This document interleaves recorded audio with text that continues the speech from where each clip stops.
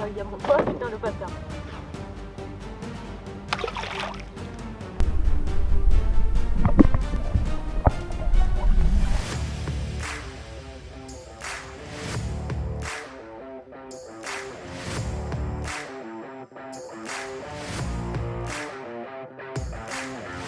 Bon bah salut à tous, c'est Diversifish, on se retrouve pour ce nouvel épisode de Species. Aujourd'hui on va parler du brochet, un poisson qui est très pêché en France, donc Esox lucius.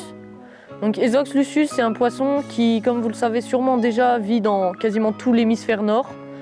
Ce poisson c'est un carnivore qui est très opportuniste, parce que en tant que carnivore, il va déjà manger des petits poissons, ce qui est normal, mais aussi des oiseaux d'eau. Les poules d'eau n'y échappent pas, les canetons non plus, d'ailleurs on a des leurres qui les imitent.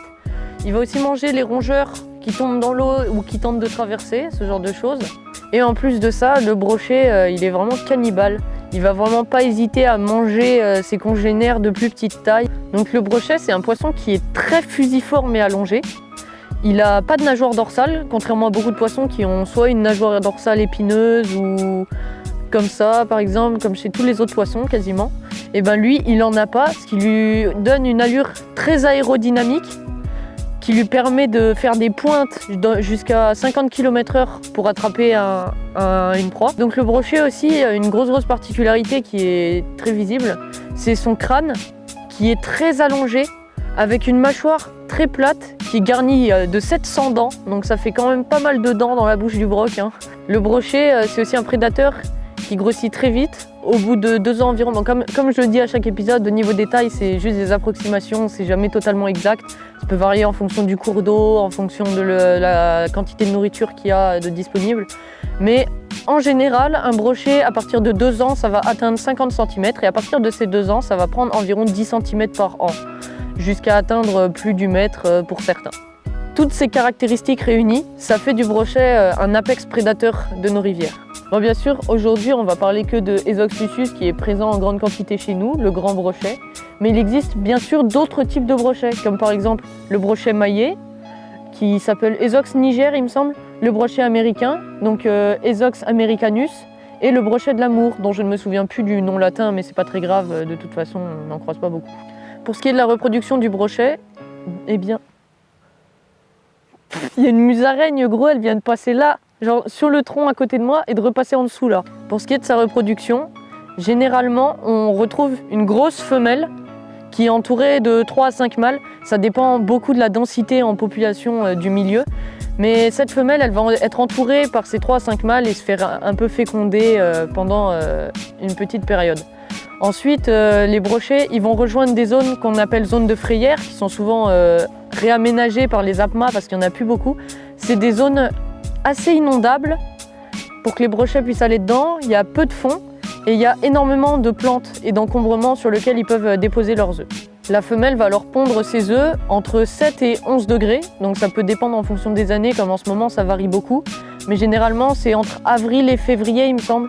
Et il faut savoir que pour chaque kilo de la femelle brochet, c'est-à-dire que si elle fait 20 kg, il va falloir multiplier à chaque fois le chiffre que je vais vous donner par chaque kilo. Mais donc du coup, pour chaque kilo, elle va pondre environ 20 000 œufs, ce qui est assez énorme, et d'où l'importance justement de relâcher les plus gros sujets de brochet, parce que ce sont les meilleurs reproducteurs de nos milieux. Je vais maintenant vous parler du moment que vous attendez tous dans chaque épisode, donc la pêche du brochet. Donc pour la pêche du brochet, moi avant j'utilisais des cannes un peu plus légères comme 15-50 grammes, etc. avec des petits spinners ou des leurres souples jusqu'à 14 cm. Mais maintenant quand je cherche le brochet, je préfère pêcher lourd et gros. Donc ici j'ai ma canne. Ma canne c'est une canne casting, donc faut avoir envie de sauter le pas. Au début on fait quelques perruques, mais ça passe assez rapidement si vous avez un bon moulinet. Donc ici c'est une canne Sakura Bidaya BIDC 664 XXH, oui je viens de le lire derrière. Elle est en 2100 grammes, donc extra lourde, et 198 cm, elle est en 4 segments, c'est une canne travel que je vais pouvoir prendre dans mes futurs voyages. Cette canne, elle est équipée d'un moulinet Shimano Curado, ancienne version. La tresse, il me semble que c'est du 30 centièmes, je crois. Le bas de ligne, tout simplement, il est en 53 centièmes ici. Je savais même pas que ça existait, j'ai trouvé ça dans une boutique et j'ai trouvé que ça alliait une bonne résistance avec une bonne souplesse. Donc maintenant je pêche plus qu'avec ce bas de ligne-ci. Pour ce qui est des leurres, je pêche avec ici un Peak Shad en 18 cm. Donc c'est un leurre qui déplace beaucoup d'eau. J'aime beaucoup les gros shads qui bougent beaucoup et qui ont un très gros rolling, ce qui est très bien avec le Peak Shad d'ailleurs. Donc ce leurre c'est vraiment une grosse bouchée, donc il faut que le poisson est fin. Et en 18 cm, on tape vraiment de toute taille de brochet. J'ai déjà pris sur des leurres de 25 cm, des brochets de 50 par exemple, ils n'ont vraiment pas peur. Il ne faut donc pas avoir peur d'utiliser ces leurres-là et de faire capot, quoi. Parce que s'il y a du brochet actif, vous ne ferez pas capot de toute façon. Pour ce qui est du montage, ici je suis en 20 grammes. C'est un plombage interchangeable fait par Decathlon. Après le montage il est un peu custom derrière, c'est à la base un truc de Decathlon mais que j'ai modifié pour que ça passe sur mes leurres. Donc la petite tige en métal qui se dégage lors du combat avec le triple, le petit émerillon rolling. Puis juste ici j'ai refait quelques trucs dessus parce que le montage Decathlon était un peu bizarre à certains endroits. Donc là je vais vous présenter deux autres leurres. Donc ici le Jackal de Sakura. Donc, on peut le voir, il a déjà pris quelques poissons, il est un peu abîmé, ça marche très bien sur le broc et puis on touche aussi pas mal de silures avec. C'est vraiment un leurre que j'aime beaucoup. Le triple en dessous que je pique dedans, mais il n'y a pas forcément besoin. Et en fait, il y a un émerillon rolling juste en dessous, ça permet vraiment de beaucoup moins décrocher les poissons. Et donc ces espèces de petits spintails avec la caudale qui tourne comme ça et qui a une palette, ça excite beaucoup le poisson même quand ils sont pas très actifs, donc je trouve ça très bien. Comme je vous disais il y a quelques minutes, on peut utiliser des leurres un peu plus petits comme les Westin Shad Tease que j'aime bien. J'ai déjà fait pas mal de poissons avec et franchement c'est des leurres, c'est une valeur sûre pour le brochet. Je vous conseille vraiment d'essayer, ça a un rolling absolument incroyable, ça nage comme ça, c'est vraiment dingue. Pour ce qui est des leurres plus gros que j'ai quelques références que je vais vous présenter. Donc déjà ça c'est une référence qui est peu connue mais qui est vraiment géniale. Donc les leurres Big Hammer de swimbait.com, vraiment une souplesse absolument incroyable. Comme on peut le voir ici, hein, franchement la caudale elle est surdimensionnée, ça fait un grand poids, dans l'eau ça a une nage vraiment chaloupée. La queue qui fait comme ça, clac, clac, des grosses torsions, ça déplace beaucoup d'eau, j'ai fait énormément de brochets avec. J'ai dû en racheter un de celui-ci parce que j'en avais pris que 2 et pendant sa première sortie il a fait 7 brocs sur un plan d'eau qui est très dur à pêcher, donc vraiment je suis entièrement satisfait de ces leurres.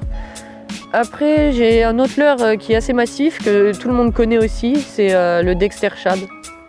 Ici je crois qu'il est en 18 ou 20, je sais plus exactement, avec un montage double triple parce que sinon souvent je prenais des attaques sur l'arrière et j'arrivais pas à piquer le poisson. Mais sinon, ouais, c'est un très bon leurre qui a déjà fait ses preuves aussi pour moi. Après là, on va rentrer dans les très gros leurres. C'est pas forcément nécessaire de pêcher aussi gros pour le broc. Surtout quand vous êtes en petite rivière et tout ça. Mais je pense qu'en bateau, ça peut valoir le coup. Surtout si vous savez qu'il y a des gros sujets. Et puis pour le silure, ça marche bien aussi.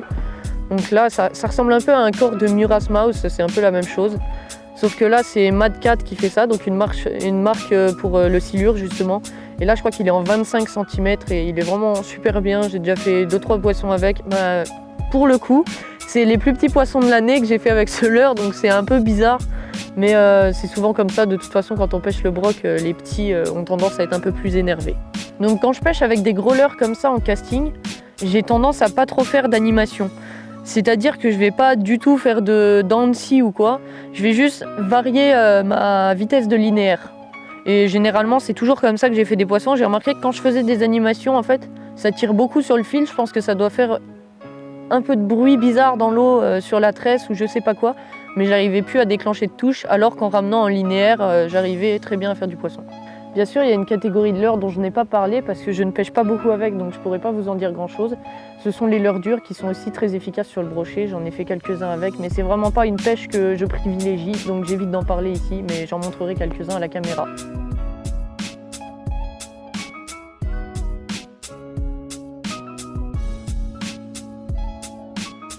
Bon j'espère que ce que je vous ai expliqué et mes quelques conseils là-dessus pourront vous être utiles parce que je suis très loin d'être un énorme pêcheur de brochet. Je le pêche un petit peu, j'ai fait qu'un seul métré dans ma vie. Mais j'aime quand même beaucoup ce poisson et j'espère que ça peut servir à ceux qui débutent la pêche de ce poisson et qui souhaitent le chercher avec des leurres un peu plus gros. Donc maintenant on va commencer à pêcher, nous, on va essayer de faire du poisson. Aujourd'hui c'est une vidéo qui est d'ailleurs très spéciale, vous allez le voir par la suite à quel endroit on se retrouve, mais je vous en dis pas plus, à tout de suite.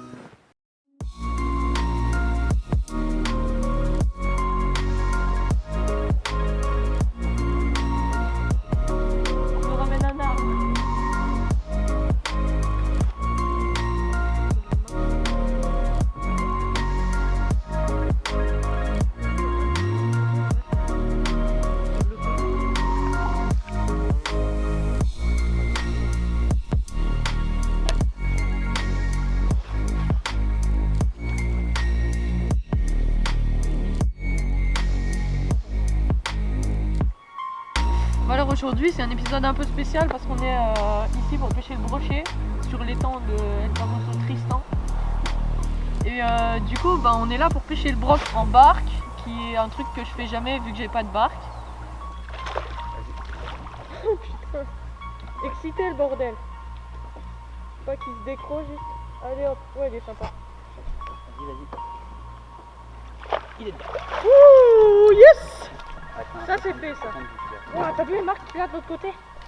T'as vu comment il est défoncé mec? T'as vu ça quoi? C'est les cormorans ça, hein? C'est des traces de cormorans ça.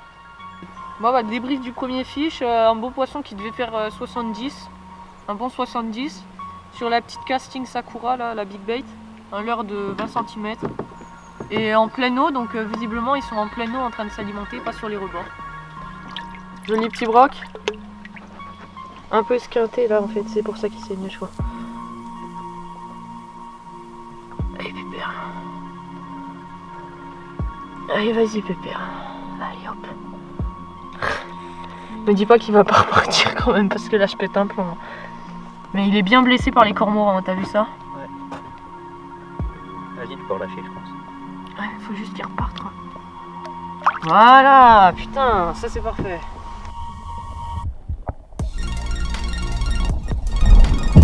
Personne n'est capot. Attends, elle est pas montée. Oui, mais personne n'est capot.